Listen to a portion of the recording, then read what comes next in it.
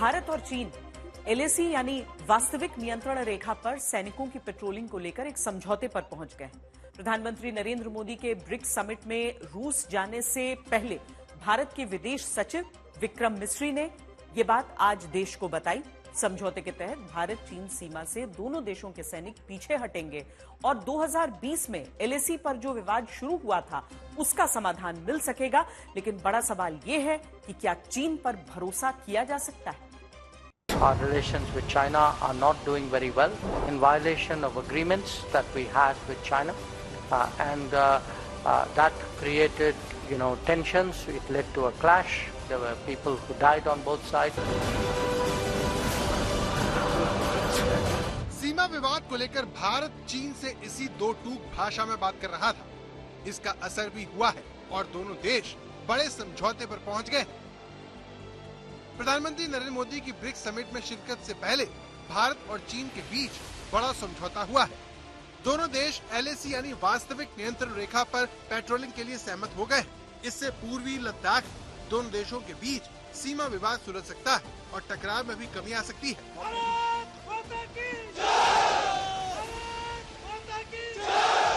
I can share with you that over the last several weeks, Indian and Chinese diplomatic and military negotiators have been in close contact with each other in a variety of forums, and as a result of these discussions, agreement has been arrived at on patrolling arrangements along the line of actual control in the India-China border areas.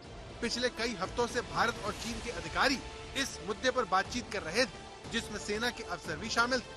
Patrolling के नए system पर सहमति के बाद दोनों देश सेनाएं पीछे हटा सकते हैं।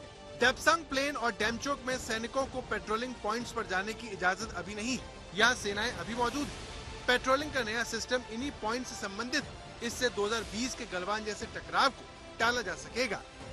Leading to disengagement and a resolution of the issues that had arisen in these areas in 2020.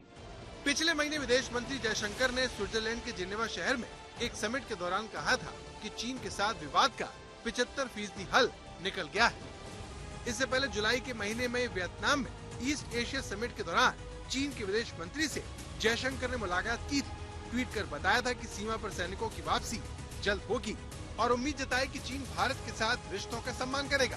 Bharat और चीन के बीच समझौते के बाद विदेश मंत्री एस जयशंकर ने बताया कि साल 2020 में भारत के सैनिक चीन से लगी सरहद पर जहां तक पेट्रोलिंग करते थे वहां फिर से कर पाएंगे। भारत और चीन के बीच सीमा विवाद सुलझाने के लिए दर्जनों चरण की बातचीत हो चुकी है, जो दोनों देशों के बीच रिश्तों की जटिलता को बताती है। ठीक मेरे पीछे ये कजान का किला है और ये शहर पूरी तरह से तैयार है 16वें ब्रिक्स शिखर सम्मेलन के लिए। लेकिन उसके साथ ही साथ यहाँ पर भारत के प्रधानमंत्री नरेंद्र मोदी की 3 बहुत ही महत्वपूर्ण द्विपक्षीय बातचीत भी होने वाली है।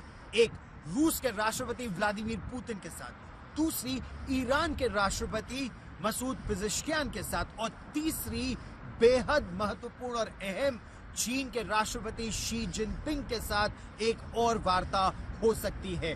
और ये एक नया अध्याय भारत और चीन के संबंधों में शुरू हो सकता है, ऐसी उम्मीद की जा रही है, अगर असल में चीन वास्तविक नियंत्रण रेखा से अपनी सेनाओं को पीछे करता है।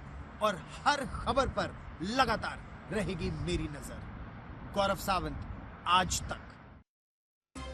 चीन की तरफ से समझौते का ऐलान होना बाकी है। मामला डेप्सांग और डेमचोक का है, जिसे लेकर चीन का रुख बहुत ज्यादा सकारात्मक नहीं है। अब विस्तारवाद के संक्रमण से ग्रसित चीन सुधर जाएगा, इसकी उम्मीद करना शायद सही नहीं होगा। लेकिन कहां पर ये दोनों क्षेत्र हैं, खासकर डेप्सांग कहां है, क्यों अहम है, हम आपको इस बारे में बताते हैं पूरा नक्शे की मदद से। अगर आप पूरा जो विवाद का हिस्सा है वो देख लें तो अक्सई चिन से लगता हुआ ये पूरा लाइन ऑफ एक्चुअल कंट्रोल का इलाका, जिसको लेकर चीन की अलग राय है और जो असलियत है एलएसी की वो अलग है। और यहां पर आप अगर उत्तरी छोर से डेप्सांग, फिर गलवान का क्षेत्र, फिर गोगरा हॉट स्प्रिंग्स, पेंगोंग झील का नॉर्थ बैंक और साउथ बैंक देखेंगे और डेमचोक का हिस्सा देखेंगे।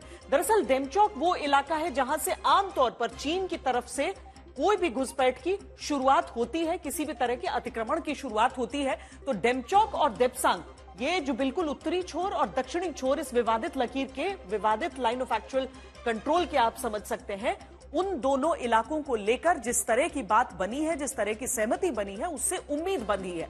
अब देपसांग के क्षेत्र को देखें तो यहां देपसांग जो पूरा प्लेन्स है, देपसांग नाला है, देपसांग बल्ज है, उसका पूरा हिस्सा आ जाता है।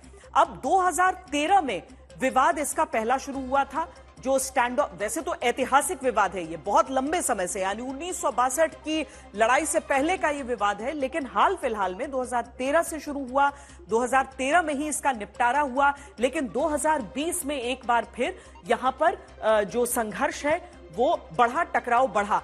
अब DSDBO यानी कि दुर्मुख श्योग दौलत बेग ओल्डी की जो सड़क है वो यहां से होकर गुजरती है, इसीलिए बहुत स्ट्रेटेजिकली ये एक अहम इलाका हो जाता है। अब इसमें चीन के हिसाब से जो LAC का परसेप्शन है, जो वाई जंक्शन का इलाका है, भारतीय सीमा का जो पोस्ट 2021 का, ये सारी चीजें जो हैं, क्या जो विवाद अभी तक रहा है, जिसको लेकर बातचीत एक बहुत लंबे समय से चल रही है, उसका पूरा निपटारा होगा, क्योंकि अभी सरकार की तरफ से जो बात कही गई है उसमें अभी चीन की टिप्पणी का भी इंतजार है। पिछले 4 सालों में भारत और चीन के रिश्ते बद से बदतर हुए हैं। चीन को लगा कि महामारी से जूझता भारत LAC पर उसे मनमानी करने देगा, लेकिन भारत की प्रतिक्रिया ने उसके होश उड़ा दिए।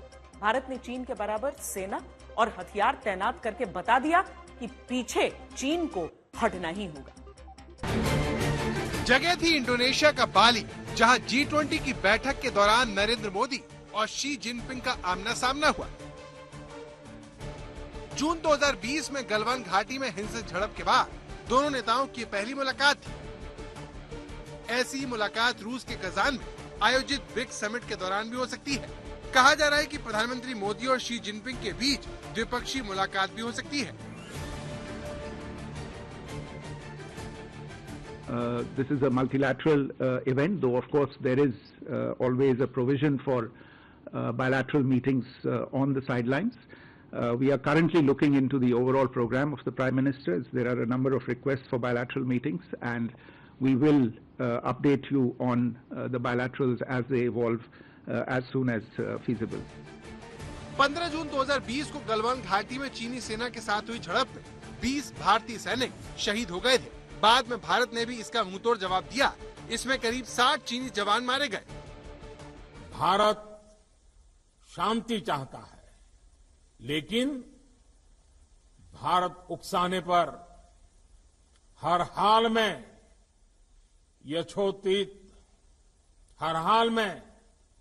यथोचित जवाब देने में सक्षम है।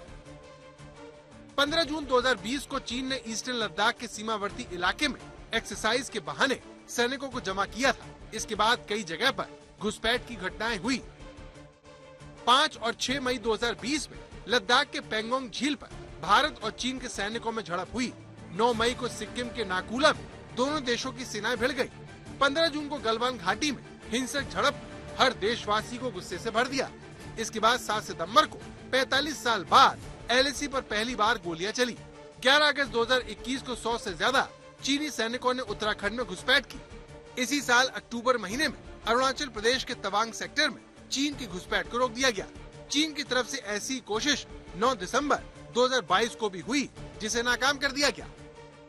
और मुझे अपने देश की सेना के जवानों पर, सुरक्षा के जवानों पर पूरा भरोसा है। पूरी तरह से हम आश्वस्त हैं।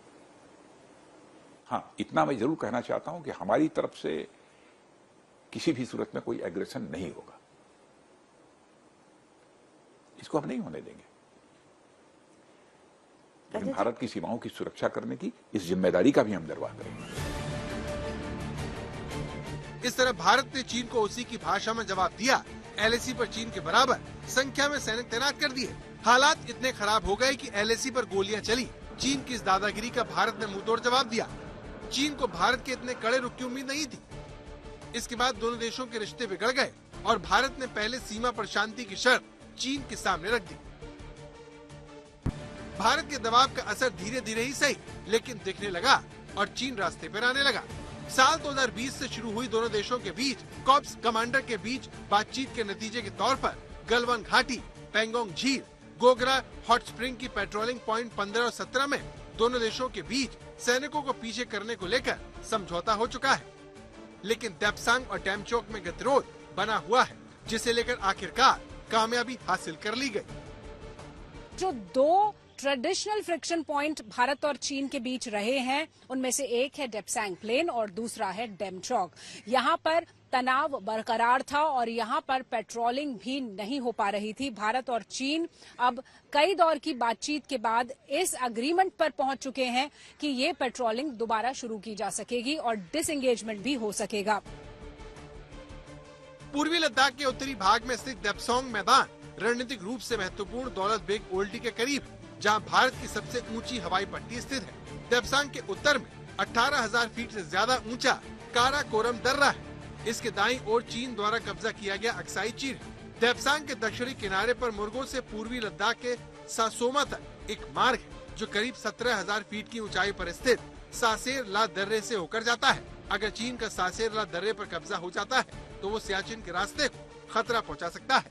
इसके अलावा देप्सांग पर किसी भी तरह का खतरा दारबुक शोक दौलत बेग ओल्डी सड़क को भी खतरा हो सकता है। ऐसी स्थिति में काराकोरम दर्रे पर भारत का नियंत्रण अस्थिर हो जाता।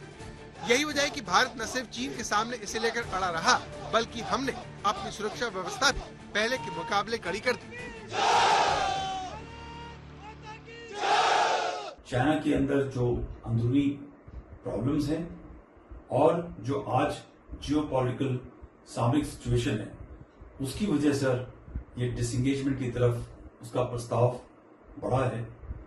मैं तो सिर्फ यही आगाह करूंगा कि सामरिक तौर पर आगे की सोच सजग रखें और यकीन करें कि हम दोबारा से ऐसे मामले के अंदर सरप्राइज ना हो। फैसला इसलिए लिया गया है कि चीन की बहुत सारी इन्वेस्टमेंट्स और बहुत सारी ट्रेड रिलेटेड केसेस फंसे हुए हैं, जो वो पैसे भारत में लगाना चाहते हैं, वो भारत अलाउ नहीं कर रहा है। और इसके अलावा चीन को रीबैलेंसिंग के तौर पे इंडो पैसिफिक में भारत की आवश्यकता है।